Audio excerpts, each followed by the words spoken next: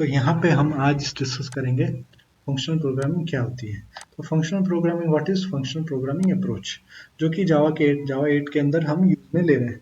अब ये जो फंक्शनल प्रोग्रामिंग है उसके अंदर this is called as declarative programming approach. Why it is called as declarative programming approach? Why? Because we specify here what to perform and not how to perform।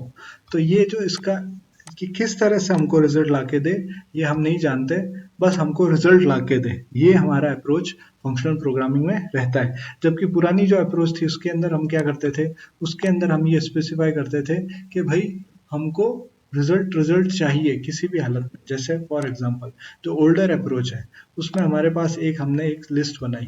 List हमने क्या बनाई, 1 से 10 तक के numbers की।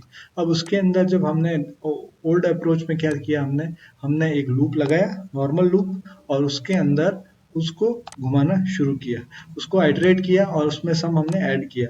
जब हमने सम ऐड कर दिया, ये लूप हमारा खत्म हो गया, तो हमने यहाँ पे सम ले लिया। अब जो ये अप्रोच है, इस अप्रोच के अंदर धीरे धीरे और परिवर्तन हुआ। अब ये क्या हुआ, धीरे धीरे इसमें और परिवर्तन हुआ। तो इसमें इन्होंने क्या किया, इसके अंदर जैसे लिस्ट है तो इसके अंदर लिस्ट है। तो ये लिस्ट जो है ये एक तरीका है बिना लिस्ट के काम किए। अगर हमारे पास ये है अप्रोच, जो हमारे पास ओल्डर अप्रोच के अंदर ही जो ये होता, तो कैसे होता, लिस्ट, तो फॉर ईच के अंदर इंटीजर आई, ये लिस्ट जब आई इसके अंदर, तो हमने क्या किया, यहाँ पे आए और यहाँ आके सम प्लस इक्वल्स टू आई, ये हमने लिख दिया। तो ये जब हम लिखेंगे यहाँ पे, तो ये पूरे वाले जो सम होगा उसको हम पहले 0 करेंगे ताकि ये उसमें ऐड ना हो जाए एग्जिस्टिंग में। जब ये हो गया तो इसके अंदर हमने सिस आउट कर दिया बाद में सम। तो सम क्या हुआ हमारा, सम जो कि लिस्ट में है, तो हमने ये ऐड कर दिया। अब जब हम ये देखते हैं सम बाय लिस्ट, तो हमने जब ये किया तो अब क्या आया आउटपुट, इसको हम, तो यहाँ जब हम देखेंगे तो ये अप्रोच क्या देता है वो देखेंगे। सम बाय लिस्ट 55। अब ये 55 आ गए, ये टोटल नंबर्स आ गए। अब इसमें हमको इवन नंबर्स चाहिए, तो आई modulo 2 to 0 then do the sum। तो यहाँ पे एक बेटर प्रोग्रामिंग अप्रोच ये कहती है कि हमको एक पैरेंथेसिस फॉलो करने चाहिए। तो यहाँ पे फिर जब हम उसको रन करेंगे तो ये क्या बताएगा, किस तरह से हमको बताएगा, क्या रिजल्ट देगा, ये हमको देखना है।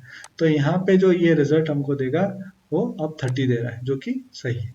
अब यहाँ पे अब ये जो अप्रोच है, अब आप देखेंगे कि पहले जो डिक्लेरेटिव अप्रोच थी वो इस तरह से थी, बाद में इसमें और सुधार हुआ, इसको हम और सक्सेंट चले गए, और सक्सेंट मतलब और छोटे कोड में हम उसको लिखने के लिए लग गए, लिखने लग गए। और फिर डिक्लेरेटिव अप्रोच आई। तो डिक्लेरेटिव अप्रोच में क्या हुआ, डिक्लेरेटिव अप्रोच में हमने एक इंट स्ट्रीम बनाई, हमने उसको रेंज क्लोज करके मेथड को लिखा, ऑपरेशन कॉल किया, और 1 to 10 रेंज क्लोज का मतलब ये हुआ कि हम 10 का नंबर, जो लास्ट नंबर है, उसको भी हम इसमें इंक्लूड कर रहे हैं इस ऑपरेशन के अंदर। और फिल्टर लगा के हमने ना फिल्टर लगाया कि इवन नंबर्स ही हमें चाहिए, मॉड्यूल लगा के, और फिर हमने सम किया। तो ये जो ओवरऑल जो रिजल्ट आएगा वो भी हमारा सम है, दैट इज 30।